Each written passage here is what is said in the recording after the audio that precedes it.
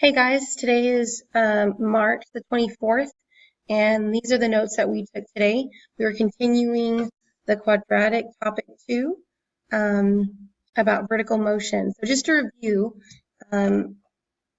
just say we have a person here and he's throwing a ball, okay? That motion can be described by a quadratic because if you notice, the course of this ball is going to take that negative U shape, negative quadratic shape, upside down U. So these equations are quadratic equations. So this is where the real world links in with what we've been talking about in class with the quadratics. You have two formulas, remember?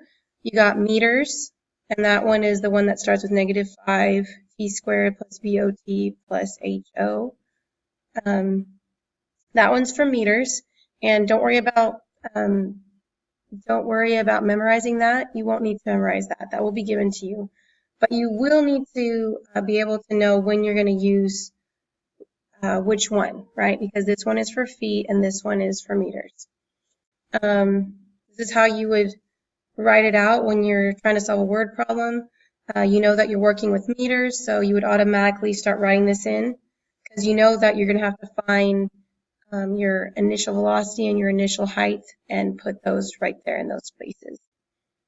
Okay, so this is just kind of to help you put your equation together when you're trying to put your equation together from a word problem. Okay, so we had done that. We talked about the soccer ball that got kicked in the air. The initial velocity was 25 meters. So I knew that I was using this equation. We put the 25 and the initial height at ground level, so it was 0. We put that in for the initial height. We found what the ball height would be at 2 seconds and at 3 seconds. We talked about how both of these are 30 meters. That's because the ball, when it goes up, it's going to hit 30 meters, and then it's going to peak, and then when it starts going down again, it's going to hit 30 meters again, and then it will hit the ground. Okay, so that's where we had left off. So now we're going to continue to answer these questions on this document. So what we're going to need to do is we're going to need to bring up the graph and the table again. So this will be a good review for you from yesterday. So we're going to go to our calculator. Oh, you know what? In my video, I don't think I went over this. So this will be good because we'll actually do it by the table. Yesterday in my other video, I didn't do that. So this will be the first time for you video watchers doing it in the calculator. Okay, so if you have one of these calculators, which you will for the EOC if you're taking EOC at our school, you're going to go to the home screen. You're going to go to New Document. You're going to hit Enter. It's going to ask if you want to save, and all these steps are here. You're going to say no, you do not want to save. Okay, from here you're going to add a graph. You can go down to Add Graphs. You're going to hit Enter. You're going to enter your equation. So my equation was negative 5x squared, so I'm going to put in negative 5x squared plus 25x. Now remember to put the x after the 25 because a lot of people were not putting that in during class today. So 25x, make sure you put that in, plus 0. So hit enter, it should graph it. Now this graph is not completely what we want because we can't see everything. So what we want to do is we want to zoom in. So we're going to go to Menu, which is right here. We're going to go to Menu. We're going to go down to Window Zoom. You're going to hit Enter. You're going to go down to Zoom Fit. So hit Enter. All right, so now you have this quadratic graph, and what we're going to do is we're going to get the table for that now. So we're going to go to Control, and hit this yellow button, Control T for the table. So T right there. Control T will bring up your table. Okay, so let's look at what the question is. So it says, when will the soccer ball be 20 meters above the ground? Okay, so when means you're looking for time, which is also your x value. So they're asking, what is your x value or your time when your y value, your height, is 20 meters? Remember, this is time, this is height. Okay, so if you look at this, when my y, or my height, is 20 meters, it's going to be 1 second. 1 second will have passed. But if I look again, you might see that there's also another 20 down here, and that one's 4 seconds. Okay, well there's two, right? Because there's, when it's going up, it'll hit 20 meters, and when it goes down, it'll hit 20 meters. So there's actually, this is a 2 answer problem. So we got at 1 second, it'll be 20 meters, and at 4 seconds, it'll be 20 meters. Okay. So from here, I'm not going to sketch a graph, okay, because I feel like we kind of already did that here. So I'm just going to skip that step. I'm going to go down here. And it says, when will the soccer ball hit the ground? All right, when will the soccer ball hit the ground? So when, again, means time. So we're looking for our time or our x value when the soccer ball hits the ground. So when it hits the ground, ground level is always going to be 0. So when the height is 0 or the y is 0, right? Because it's both the same thing. So we're looking for what the time is, which is also x, when the height is 0, or the y is 0. So I go back to my calculator. Obviously, they're not talking about the very beginning, right? Because there's 2 points where it's at ground level. When they kick it at the beginning, and then when it goes through its course and then it hits the ground. Okay, they're not talking at the beginning. They're talking about at the end when it hits the ground. So I'm not looking for that first 0, 0. I'm not looking for that one. I'm looking for one past that. So I'm going to keep going. And there it is. So at 5 seconds, it hits the ground at 0. So I'm going to put here 5 seconds.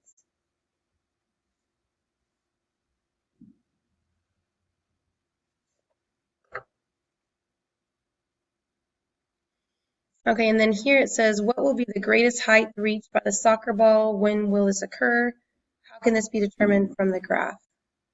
Okay, so we're trying to find the peak, right? So we're trying to find that point where it's the highest and when that happens. So that is called our maximum. So you're going to put an arrow and you're going to put, this is the maximum. That's what we want to find. So we need to find x and we need to find y. So we have nothing to go off of here, so we can't just go to the table and find that. There's something else that we're going to have to do to find that. So these are the steps here for that. So first you got to get rid of the table. So we had a table here, but now I need to get rid of it. So we did Control T to get the table. We're also going to do Control T to get rid of the table. So Control T gets rid of my table. I'm going to go back to Menu, right here, Menu. I will go to Analyze Graph. I'll hit Enter. I'll go to Maximum. I'll hit Enter again. Okay, so now you'll see this line that goes up right here. So the way that the calculator does it is it wants you to give it a boundary. So if the peak is here, they want you to give them a boundary on one side of the peak and a boundary on the other side of the peak. So if my peak is right here, then that means I want to have my boundary on this side. So I'm going to hit Enter. And then to get the boundary for the other one, I'm just going to move my finger slightly across this little sort of mouse pad thing. And it'll start shading your area here. And it's saying this is where it's going to be, and you're going to say yes. You already marked this boundary. We're going to hit Enter to say this is the other boundary. So we're going to hit Enter. And there it is. So after that, it calculates it for you. So we got 2.5, comma 31.3. So this point where it peaks is going to be 2.5, 31.3. Remember, this is x, this is y. Now remember that we said x is the same as time and y is the same as height. So, my x is 2.5, my y is 31.3. So really that's 2.5 seconds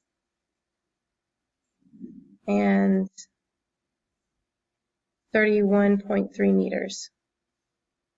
So 2.5 seconds, it'll peak at 31.3 meters.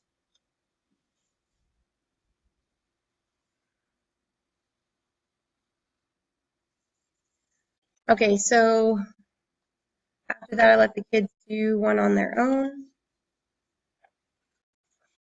So this is the next one. So I was letting the kids in class do number 2 on their own.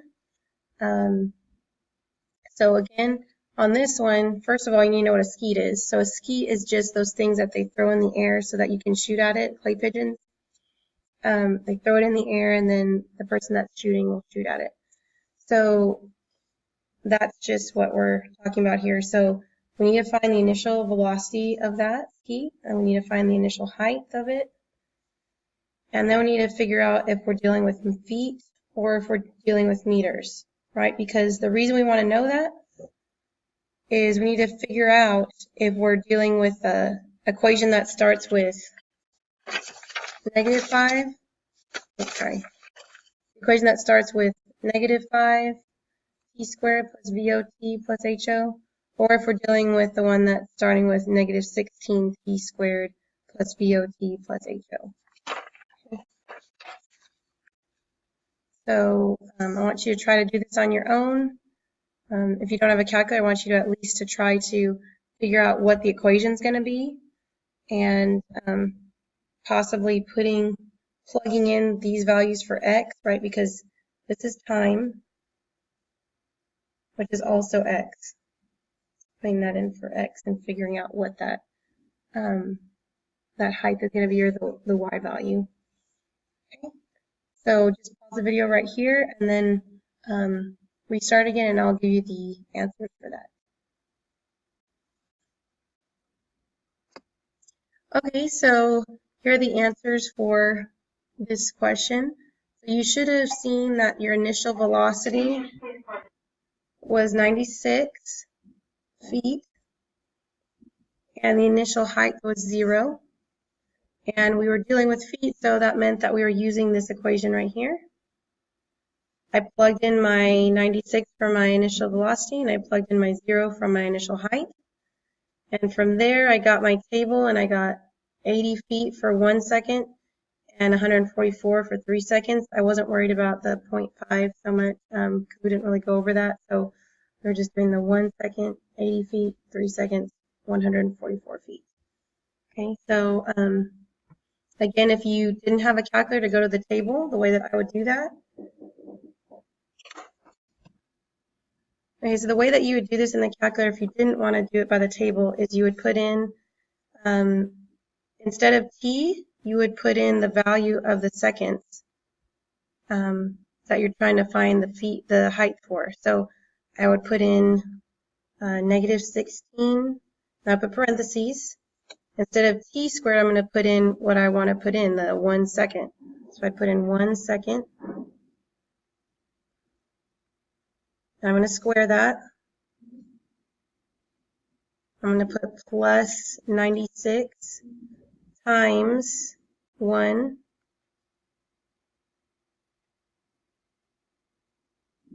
And then put plus 0. So I just plugged in 1 second for my t value, and when I hit enter, it's going to give me my height. That's how the equation works, right? You input the values in there, and it's going to give you the output, which is going to be what the equation is for, the height. You're going to hit enter, and that's how you could get 80 without using a table. Okay. All right, so hope you're good, and I will see you tomorrow. Thank you.